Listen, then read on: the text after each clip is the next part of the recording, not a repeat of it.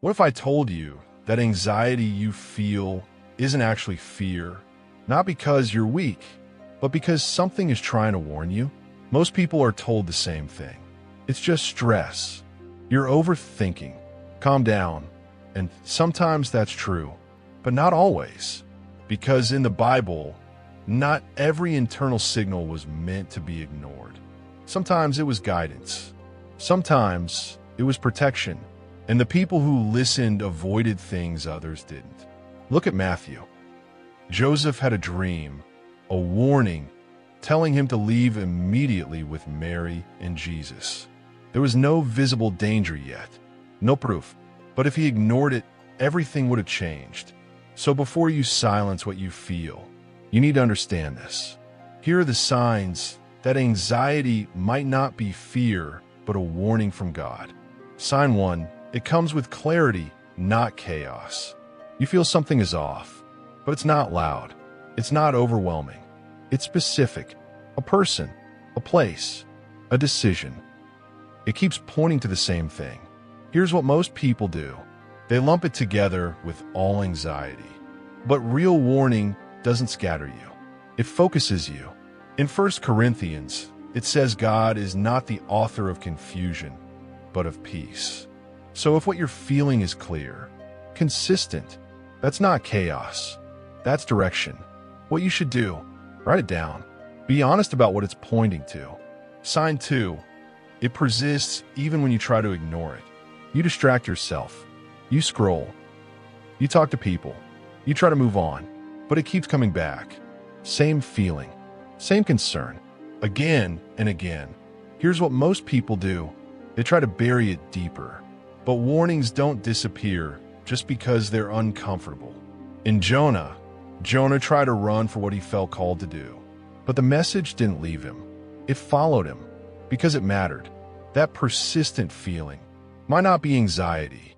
It might be something you're not supposed to ignore. What you should do, stop running from it. Sit with it for a moment without distraction. Sign 3. It goes against what you want to be true. This one is uncomfortable because it challenges you. You want the relationship to work. You want the opportunity to be right. You want the situation to be safe. But something inside you says otherwise. Here's what most people do. They choose what feels good over what feels true. But warnings rarely align with comfort. In Proverbs, it says, "Trust in the Lord with all your heart and lean not on your own understanding," because your understanding is influenced by what you want. That tension you feel is the difference between desire and direction. What you should do, ask yourself one honest question. If I remove what I want, what does this feeling say? Sign 4. It's protecting you from something you can't yet see. Nothing has happened yet. On the surface, everything looks fine. But inside, something feels off. And you can't explain why. Here's what most people do. They wait for visible proof. But by the time something becomes obvious, it's often too late. Remember Joseph again in Matthew. The warning came before the danger, not after, because protection works ahead of time. That feeling you have might not be fear of what is, but awareness of what could be. What you should do, respect early signals. Don't wait for damage to confirm them. Sign 5.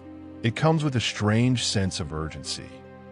Not panic, urgency, a quiet but firm push. Do something, move, pay attention. It doesn't scream, but it doesn't leave. Here's what most people do. They delay. They tell themselves, I'll deal with it later. But later isn't always safe. In Acts, Paul was repeatedly warned not to go into certain regions. Those warnings weren't random. They were directional. Urgency often means timing matters. What you should do, act on what you already know, even if it's a small step. Here's the truth. Not all anxiety is the same. Some of it is noise, but some of it is a signal, a warning, a redirection, a form of protection. God doesn't always speak loudly, but he does speak clearly if you stop dismissing it. And Scripture confirms it. In Job, It says God speaks in ways people don't always recognize, through dreams, through inner awareness, to turn them away from danger. That includes you. So what do you do now? Don't panic. Discern. Slow down. Separate fear from clarity. Listen without distraction. And most importantly, ask God directly, is this fear, or is this you warning me? Because once you start asking that, everything changes. If this made you pause, comment, I'm listening. Because that moment right there, that awareness, might be the beginning of clarity. God is not confusing you. He is guiding you. And you're not feeling this for no reason.